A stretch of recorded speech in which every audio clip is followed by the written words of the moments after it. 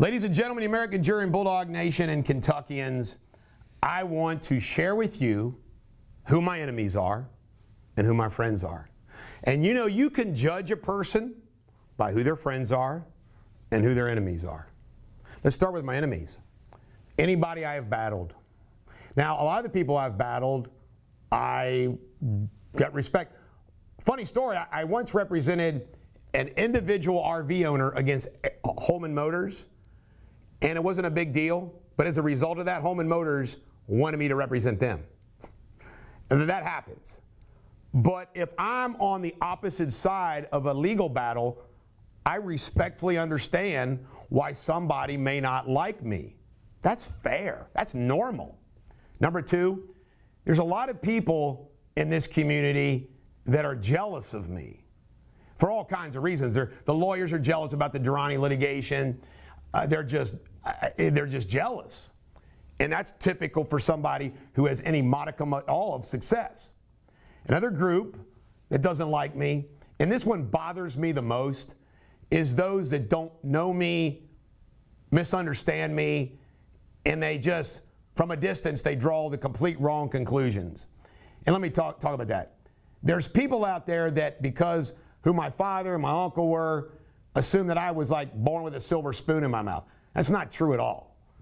You know, you say, I mean, I've had a little battle with my father, which is over. And I just want you to know that if there's one thing that I can say is we were raised humbly, hard work ethic, and to treat people right.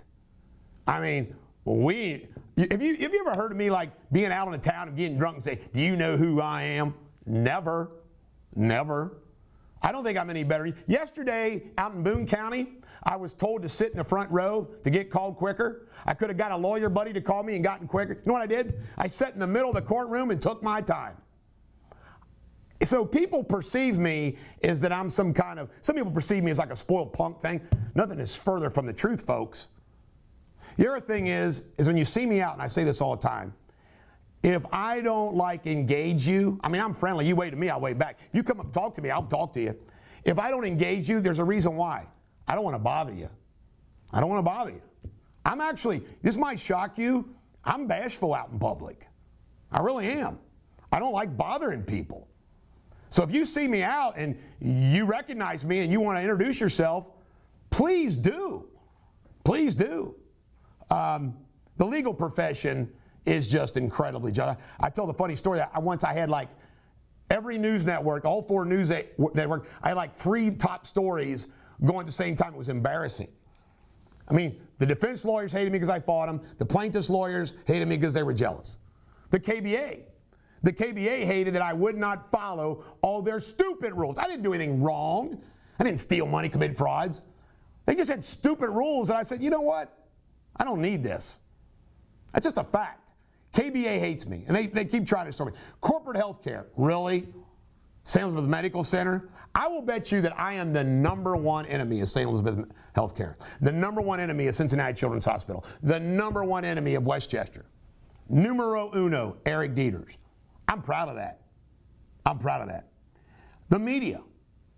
I'm blown away that the liberal media doesn't get behind me because I fight for people against the man. But here's why. They're compromised. They're like Biden compromised with China and Russia. They're compromised by their advertising dollars and news. They're compromised. Media hates me. It's hysterical. Big law firms, they represent all those corporate health care. They can't. I'll bet you I'm numero uno enemy of Dinsmore Shoal, the largest law firm in town. The Republican establishment hates me, controlled by McConnell, so forth and so on. And by the way, let me tell you something funny about that, especially when you're talking about northern Kentucky and Kenton County. I can make the argument nobody did more for the Northern Kentucky Republican Party than Eric Deters. Why? Because back in 1988, no one wanted the job as Kenton County Republican chairman. And I took that job and I convinced Clyde Middleton to run, got him elected, and the rest in Northern Kentucky is history. It's a fact. I did that. Now, who are my friends? Here's who my friends are. Trump voters. The Trump voters, they just love me. Ordinary people. When I say ordinary people, we're all extraordinary in our talents. For example, I admire workers that do stuff I can't do. I can't fix a car. I can't work in a fast food restaurant. I can wash the dishes, but that's about it. I treat you with respect. I treat waiters and waiters. And by the way, if you're a waiter and waitress out there and you see this and you've waited on me, you can spread the word. Do I not treat you with incredible respect? Yes. Our clients. Now think about that. All these attacks, like the article yesterday attacking me about Summey's baloney.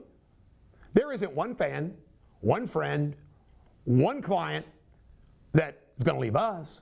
You know why? They've been dealing with this for 10 years. They look at that and say, go get them, Bulldog.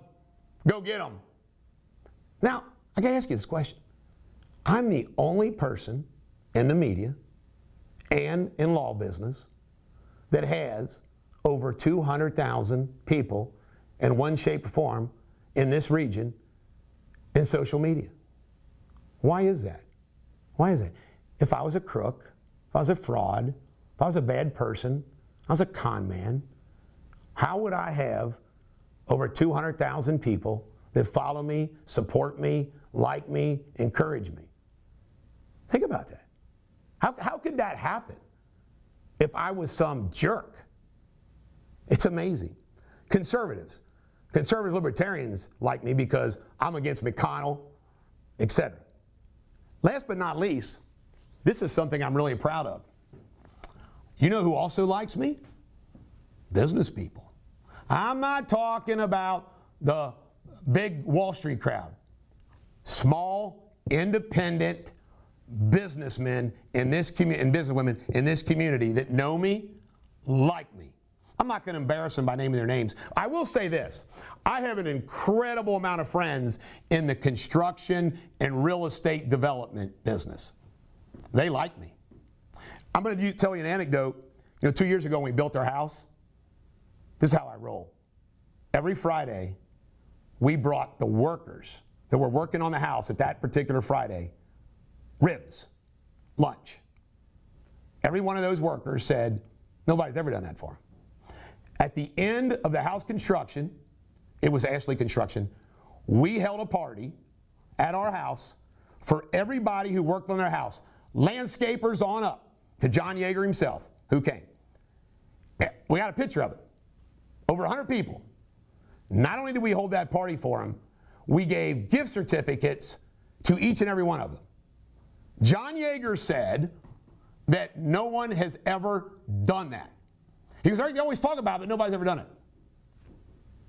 My employees at the office, not Kevin Harris, who I had to fire, not Kevin Harris, people who work in my office, they love me. You know why they love me?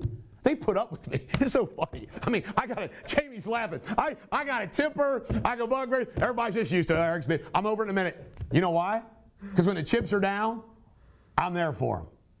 I'm there for them. But it's comical.